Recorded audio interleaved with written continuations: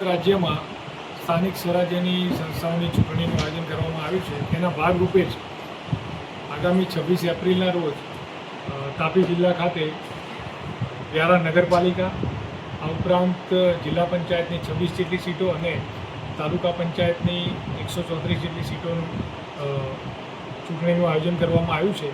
જે બાબતે તાપી જિલ્લા પોલીસ દ્વારા બંદોબસ્ત બાબતે સંપૂર્ણ તૈયારીઓ કરવામાં આવી છે. તાપી જિલ્લાની પોલીસ ઉપરાંત માનનીય ડીજીપી સાહેબ શ્રી દ્વારા બહારથી પણ પૂરતો પોલીસ બંદોબસ્ત આપવામાં આવ્યો છે. તેની વિગત આપને જણાવું તો 3 જેટલા ડીવાયએસપી, 18 પીઆઈ, 26 પીએસઆઈ અને પોલીસ અને હોમગાર્ડ આ તમામ થઈ લગભગ 2200 જેટલો ફોર્સ બંદોબસ્તમાં વાપરવામાં આવનાર છે અને સંપૂર્ણ તૈયારીઓ બંદોબસ્ત બાબતે કરી લેવામાં આવેલી છે.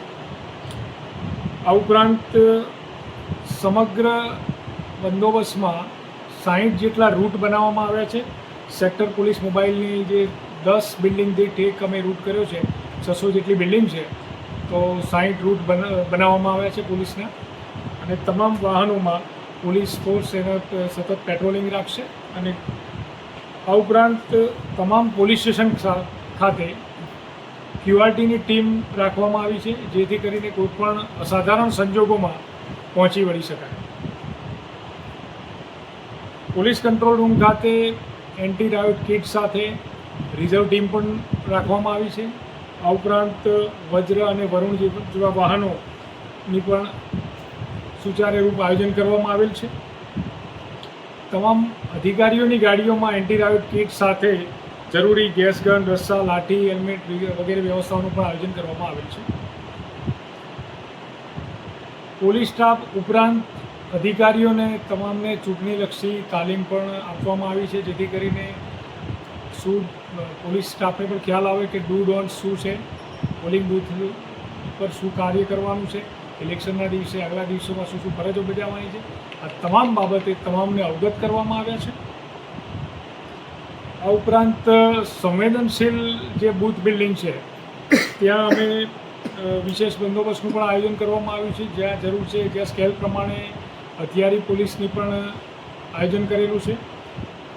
સંવેદનશીલ બૂથ બિલ્ડિંગ્સ પર 77 જેટલા અમે બોડી વન કેમેરા યુઝ કરવાના છીએ. આ ઉપરાંત તમામ પોલીસ સ્ટેશન ખાતે અને જે આંતરરાજ્ય ચેકપોસ્ટ છે અને આંતર જિલ્લા ચેકપોસ્ટ છે, તમામ જગ્યાએ વાહન અસરકારક રીતે વાહન ચેકિંગ કરવામાં આવે છે અને એ સઘન વાહન ચેકિંગને ડ્રાઈવ પણ રાખવામાં આવેલ છે.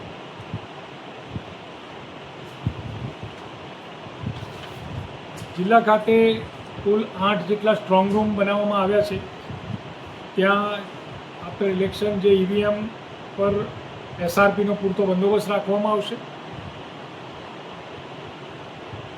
આ ઉપરાંત જે બહારથી ફોર્સ ફાળવ્યો છે અને જિલ્લાની પોલીસને પણ એના બૂથ બિલ્ડિંગ ઉપર સારી રીતે ફરજ નિભાવી શકે તે માટે તે લોકોની રહેવા માટેની જે સગવડો, જે બેઝિક જરૂરિયાતો છે એ બધી જ વસ્તુઓ પૂરી પાડવામાં આવનાર છે અને જમવા માટેની પણ એમની વ્યવસ્થાઓ કરવામાં આવી છે.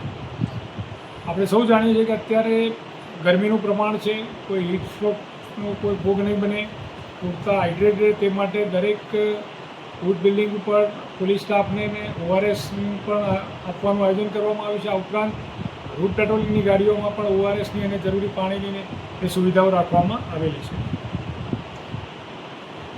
આ ઉપરાંત વ્યારા અને સોનગઢ ટાઉન ખાતે જે અમારા નેત્રમ કમાન્ડ એન્ડ કંટ્રોલ દ્વારા CCTVનું નેટવર્ક છે તેનો પણ ઉપયોગ કરી અને ચેકપોસ્ટ ખાતે પણ જે નેટવર્ક છે તેનો ઉપયોગ કરીને CCTV દ્વારા કંટ્રોલ રૂમથી એનું મોનિટરિંગ કરવામાં આવશે.